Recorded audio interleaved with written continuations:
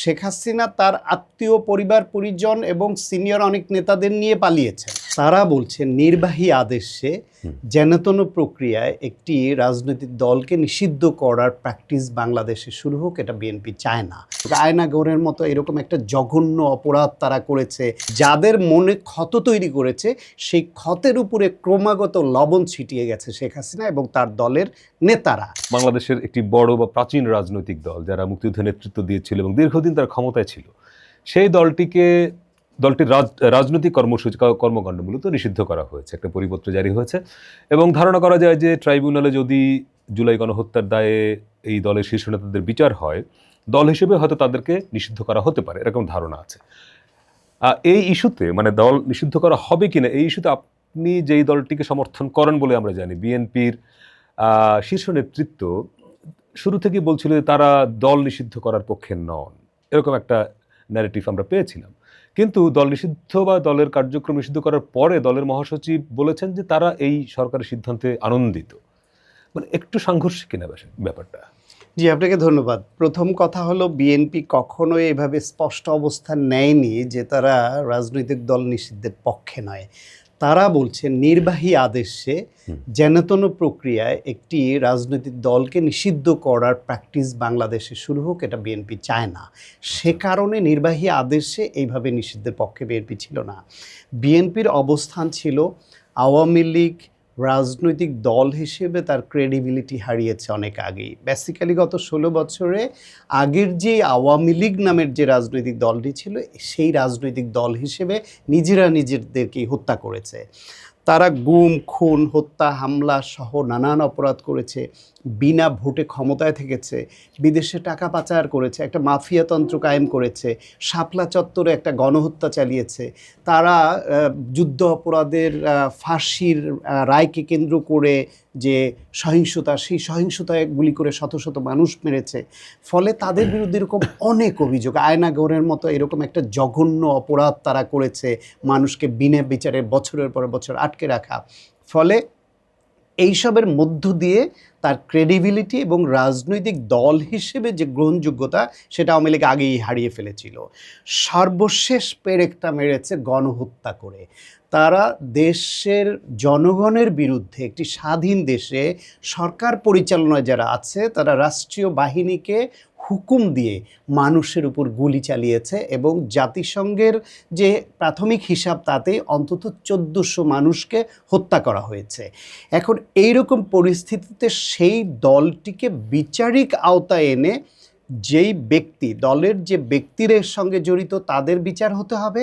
পাশাপাশি দল হিসেবে আওয়ামী লীগেরও এইরকম গণহত্যায় নেতৃত্ব দানকারী, এইরকমভাবে আয়নাগর গুম খুনের সঙ্গে জড়িত যে দলটি সশস্ত্র কায়দায় কিংবা নিপীড়কের ভূমিকায় অবতীর্ণ হয়ে প্রতিপক্ষকে হামলা মামলা দিয়ে তাদের রাজনৈতিক কর্মকাণ্ড বন্ধ করার মতো প্রক্রিয়ায় যে দল যেতে পারে, তাদের বিচার হওয়া অত্যন্ত জরুরি।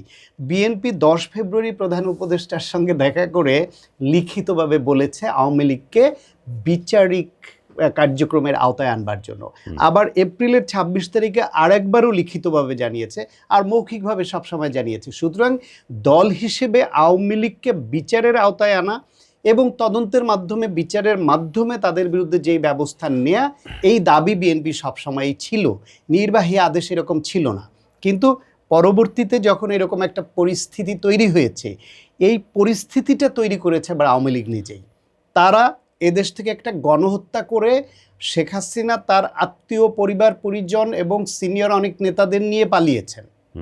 পরের স্তরের এবং অন্য যেই নেতারা ছিল, তারাও দেশ ছেড়ে পালিয়ে গেছে, কেউ কেউ আত্মগোপনে আছে। সেই অবস্থায় শেখ হাসিনা বা তার দলের কোনো নেতা কর্মীর মধ্যে বিন্দুমাত্র অনুশোচনা নেই, বিন্দুমাত্র অপরাধ বোধ নেই, বিন্দুমাত্র ভুল স্বীকার নেই যে হ্যাঁ, আমাদের সর্বশেষ এই যে গুলি চালানোর সিদ্ধান্তটা ভুল হয়েছে, অনেক লোক মারা গেছে, আমরা এই জন্য মর্মাহত। সেরকম কিছু না করে উল্টা যখন তারা আরও উস্কানি দেন, উস্কানিমূলক বক্তব্য দেন, ছাত্রলীগকে মাঠে নামতে বলেন, হরতালের ডাক দেন, তখন যেটা হয় এই গণহত্যার মাধ্যমে এবং 16 বছরের ফ্যাসিবাদী আচরণের ফলে এদেশের জনগণ, রাজনৈতিক নেতাকর্মী সহ যাদের মনে ক্ষত তৈরি করেছে, সেই ক্ষতের উপরে ক্রমাগত লবণ ছিটিয়ে গেছে শেখ হাসিনা এবং তার দলের নেতারা। সেই পরিস্থিতিতে যখন ক্ষেপে গিয়ে সবাই, তার মধ্য দিয়ে প্রেসিডেন্ট আব্দুল হামিদ এই স্বৈরাচার সরকারের ফ্যাসিবাদের সময় দীর্ঘদিন প্রেসিডেন্টের দায়িত্ব পালন করেছেন এবং ওই সরকার প্রেসিডেন্টের ক্ষমতা কম থাকলেও তিনি ওই আওয়ামী লীগের বিনা ভোটে নির্বাচিত এমপি ছিলেন, তিনি সংসদের স্পিকার ছিলেন, তিনি প্রেসিডেন্টের দায়িত্ব নিয়েছেন, তিনি অনেক অপকর্মের সঙ্গে যুক্ত ছিলেন। তিনি যদি সেটা করে থাকেন বিচার হবে, না হলে তিনি খালাস পাবেন, মুক্ত পাবেন।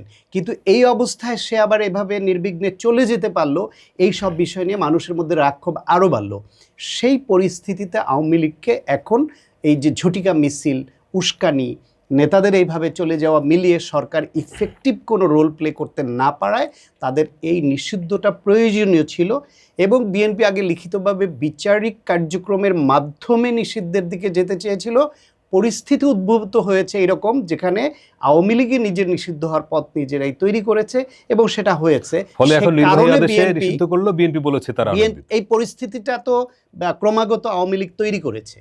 বিএনপি যখন ওই কথাগুলো বলছিল তখন তারা বলছিল একটা সুষ্ঠু রাজনৈতিক ধারায় গড়ে তুলবার জন্য যে আওয়ামী লীগ ন্যূনতম অনুশোচনা বোধ, তাদের পাপ বোধ, অপরাধ বোধ এবং তাদের ক্ষমা চাওয়ার কোনো রকম ন্যূনতম কিছু দেখা যাবে হয়তো। ফলে আওয়ামী লীগের মধ্যে কেউ যদি ভালো থাকে, তারা যদি দল হিসেবে নতুন প্ল্যাটফর্ম বা কোনোভাবে রাজনীতি করতে চায়, এটা তার অধিকার। কিন্তু আওয়ামী লীগ ক্রমাগত সেই সুযোগটা হাতছাড়া করেছে। ফলে বিএনপির আর আওয়ামী লীগ তাদের সেই আগের যে কথা ছিল সেখানে থাকাটা বিএনপির জন্য সঙ্গত নয় বলে আমি মনে করি।